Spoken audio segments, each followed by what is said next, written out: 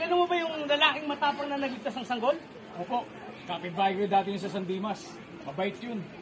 Binibigyan kami ng ayuda. Sino yun? Ano mabait? At kismis nga dito, sangga na yung sinako. Ate, ako mismo yung nakakita niligtas sa isang sanggol. Baka nagkakamali ka. Camera mo hindi tumatapat sa... Sorry. Ako mismo ang nakakita. Baka nagkakamali ka. Nagpapaniwala kayo doon, pakitang tao lang yun dahil tatakbong vice mayor. Oy, ang sinasabi mo, ano pakitang tao? Basta ako, nang dahil sa kanya, nasa kanya ba yung boto ko? Yan, isa ka nakatanggap na sa 10,000. At nag-away na nga po sa mga tulan.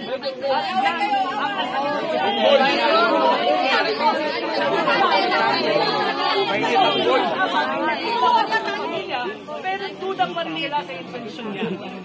Pero ako po mismo ang nakakita mga kaya para sa'yo, ang Gol Montenegro at sa lahat ng mga tao nakakita ng Point kanilang ko yun at para sa'yo. para sa iyo.